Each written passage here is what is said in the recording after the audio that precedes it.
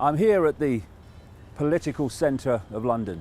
Obviously the Houses of Parliament behind me, just down the road is the Prime Minister's residence at 10 Downing Street, and just across the Irish Sea in Northern Ireland we've had today the end of the G8 summit. The political bigwigs, actually front men for the real power in the hidden hand, that have been discussing, among other things, the subject of Syria. And in the last few days we've suddenly seen the European Union remove the ban on supplying the rebels in Syria with weapons, and we've had Barack Obama saying that the United States will now supply the rebels with weapons because the regime of Assad in Syria has crossed the red line, which is using chemical weapons upon the so-called rebels, without any evidence whatsoever, by the way, but they need to do something for reasons I'll come to. What I just want to do for visitors to the website is put what is happening in Syria in some perspective. We have had for some years now what has become known as the Arab Spring. And what that has been portrayed as and promoted as is people of the Middle East and North Africa spontaneously rebelling against oppression and tyranny. That's the way it's been promoted, because that's what the system, the hidden hand, wants us to believe is the situation. I said a week ago at the Bilderberg gathering just north of London that the Arab Spring could be described in a single sentence. It is people with brown faces being played off against people with brown faces so that people with white faces can steal their land. And that is what we are seeing, and Syria is just another step in a long planned, way back long planned series of countries being hijacked and taken over with the Arab Spring as the front and the excuse and the cover. In my books over many years, I've been pointing out, way back at the time of the Iraq invasion in 2003, that this is actually a sequence of events that's long planned. They're not random invasions of countries, they're not random rebellions against the incumbent regime. And here's a couple of pieces of background to that. General Wesley Clark is a former Supreme Allied Commander Europe of NATO. And he said in a television interview in 2007 that just days after 9/11, the following happened when he visited the Pentagon. Remember, days after 9/11. In fact, as he says, about 10 days after 9/11, I went through the Pentagon and I saw Secretary Rumsfeld and Deputy Secretary Wolfowitz. I went downstairs just to say hello to some of the people in the joint staff who used to work for me, and one of the generals called me in. He said, "Sir, you've got to come in and talk to me for a second." Well, you're too busy, he said. No, he says, we've made the decision. Remember, this is 10 days after 9/11. We have made the decision, we're going to war with Iraq. No one's talking about this. Blair's not talking about it, Bush is not talking about it, but it's all there waiting to go. They're just not telling us. And so in the run-up to the invasion of Iraq in 2003, Blair was running this place at the time, and Boyd Bush, they were saying, well, we're still trying to get a peaceful settlement. And knew all along they were going to invade. Liars, liars, liars. Anyway, Clark goes on. I said, this is the 20th of September 2001, I said, we're going to war with Iraq? Why? He said, I don't know. He said, I guess they don't know what else to do. So I said, well, did they find some information connecting Saddam to Al-Qaeda? He said, no. He said, there's nothing new that way. They just made the decision to go to war with Iraq. And then he said, Clark, so I came back to see the same guy some weeks later, a few weeks later, and by that time we were bombing in Afghanistan. I said, are we still going to war with Iraq? And he said, Oh, it's worse than that. And he reached over to his desk, picked up a piece of paper, and he said, I've just got this down from upstairs, meaning the Secretary of Defense's office, Rumsfeld's office today. And he said, this is a memo that describes how we're going to take out 7 countries in 5 years, starting with Iraq, and then Syria, Lebanon, Libya, Somalia, Sudan, and finishing off Iran. I said, is it classified? He said, yes, sir. I said, well, don't show it to me. And I saw him a year or so later, and I said, you remember that? He said, sir, I didn't show you that memo. I didn't show it to you. So here we have a situation where all these countries that have been picked off, and Syria is the latest, they're trying to do that too, they were all planned long before. Not only that, in September 2000, 12 months before 9/11, the so-called neocon group, neoconservatives that controlled Bush and the Republican Party and came to power with Bush in early 2001 when he became president, they produced this document in September 2000 in which they called for multiple wars in multiple countries by American forces, and the countries they named that they wanted to attack were these same countries that Clark's talking about, plus some others. So it was all planned. And then more recently, a former French foreign minister said that Britain, this bloody lot, had been planning a war against Syria for some 2 years before the unrest broke out in the Arab country. Exactly what I've been saying for years. The statement was by Roland Dumas, and it came during a recent interview with the French parliamentary TV network, LCP. And this is what he said. I'm going to tell you something. I was in England 2 years before the violence in Syria on other business. I met with top British officials who confessed to me that they were preparing something in Syria, he said. He continued, this was in Britain, not in America. Britain was organizing an invasion of rebels into Syria. They even asked me, although I was no longer Minister for Foreign Affairs, if I would like to participate. Responding to a question on the motive behind inciting violence in Syria, Dumas said, very simple, with the very simple aim to overthrow the Syrian government, because in the region it's important to understand that the Syrian regime makes anti-Israeli talk. And then the former foreign minister added that he'd been told by an Israeli prime minister a long time ago that Tel Aviv would seek to destroy any country that did not get along with it in the region.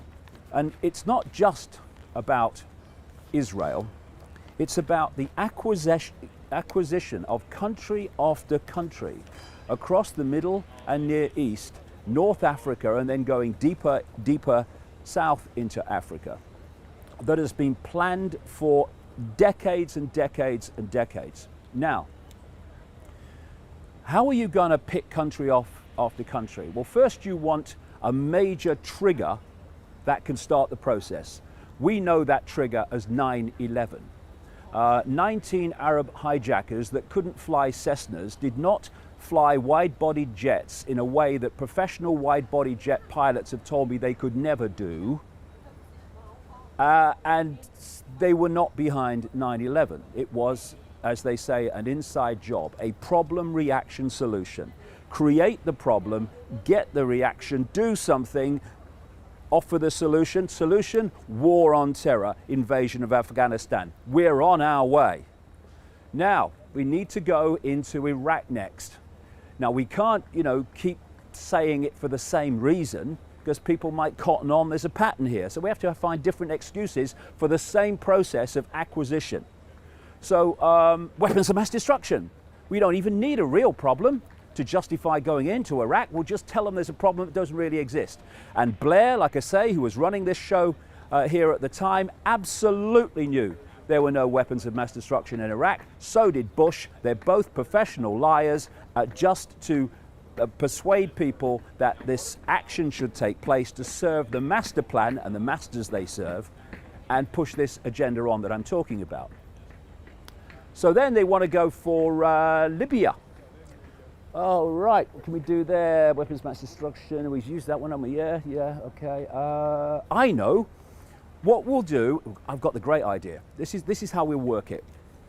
What we do is we'll train and arm rebels. We'll put our people on the ground while saying we've not got any people on the ground. And then we'll get our rebels, mercenaries, to attack the regime of Gaddafi. At this point, no one says a word, okay? Shh. No government reaction, no media reaction, shh. And then the Gaddafi regime will respond to that attack, and at that point, trigger everybody. Microphones everywhere. Media, off you go. He's killing his own people. And so you then create a hysteria and you create a madness that goes like this. We, NATO, have to go in and bomb the Libyan cities like Tripoli to protect the people from violence. And you bomb the crap out of the place, you slaughter mass of people, you destroy cities, you take what was the most economically successful country in North Africa, in fact, in many ways Africa overall, and you destroy it.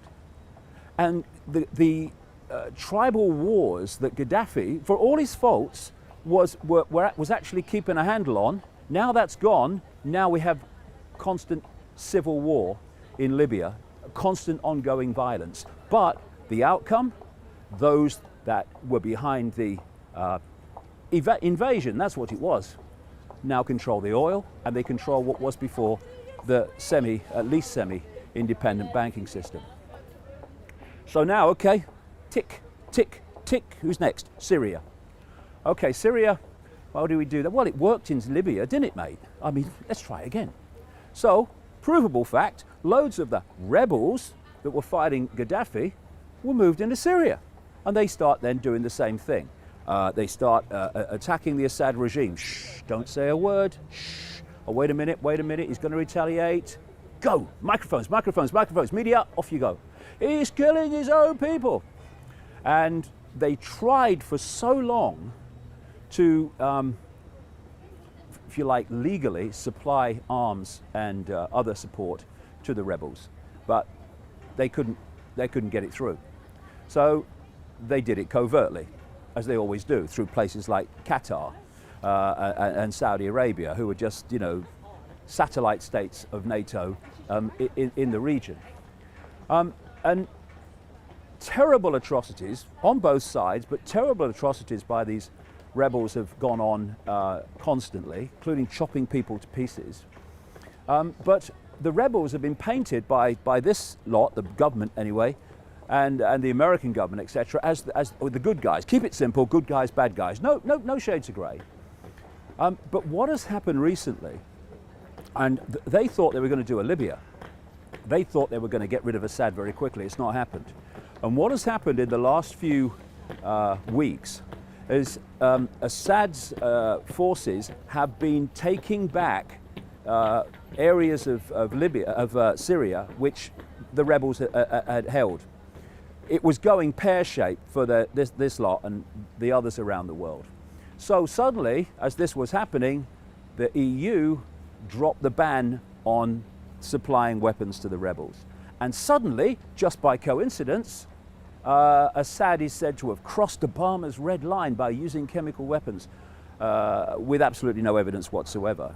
And so what we're looking at here is not protecting civilians, just as it never was protecting civilians in Libya. We're looking at an effort to make sure this rebellion, so-called, removes the Assad regime, so another tick goes on the list, and it's off to Lebanon and off to Iran. And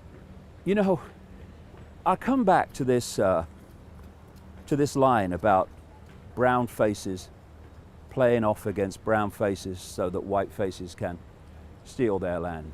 And, you know, I don't despair very much, but because there's no point, but I have a despair every now and again. I think I deserve it. Because I look at what's happening in the Middle East and I see Muslim faction played off against Muslim faction. Sunnis played off against Shiites, the Shiites which are the dominant in Iran, and the Sunnis that are the dominant in most of the Middle East. And this factional war has gone on for centuries. Oh, take me, oh mother, it's mad down here, over an argument over who's the right successor to the Prophet Muhammad. Did I really just say that? Is it actually true? It is. And please, you're arguing and fighting among each other, the Sunnis and the Shiites and any other bloody thing, just like the Protestants and Catholics were divided and ruled. And while you're fighting each other, the people that are orchestrating all this are using both of you to play yourselves off against each other so they can take everything from all of you. And this is why, you see, Al-Qaeda is a very interesting story in relation to all this, because Al-Qaeda was created by the CIA in Afghanistan to fight against the Soviet invasion of Afghanistan. So at that point, they brought Osama bin Laden out of Saudi Arabia to front up all this. And so at that point, Al-Qaeda, good guys.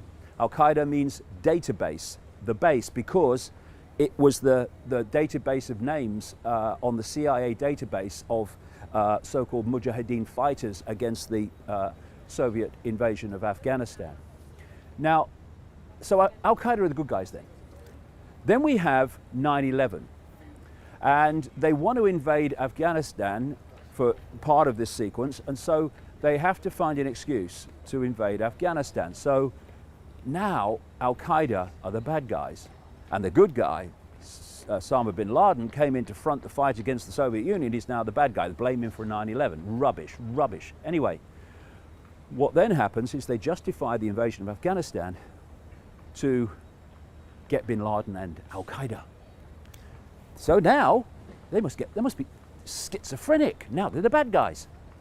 Then Al-Qaeda is in Libya, and they're now on the rebel side against Gaddafi, so now they're the good guys again. And now Al-Qaeda has moved in, good guys still, you're following this, into Syria, and they are the dominant force within the so-called rebels. Now, people would think, well, that's crazy. Why do they say Al-Qaeda is good and Al-Qaeda is bad? One simple common theme. What does it suit us to say and do in the circumstances that we are facing?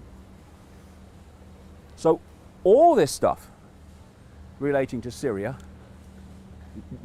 the words and claims spoken by Boy Bush and Tony Blair, now David Cameron and Barack Obama in relation to all this sequence of events, the words spoken by John Kerry, the Secretary of State in America, and by William Hague, little boy in short trousers, school cap, you can't miss him, who's the Foreign Secretary in this country, and has been pressing for a long, long time to allow the arming of rebels and the supply of weapons to the rebels in Syria.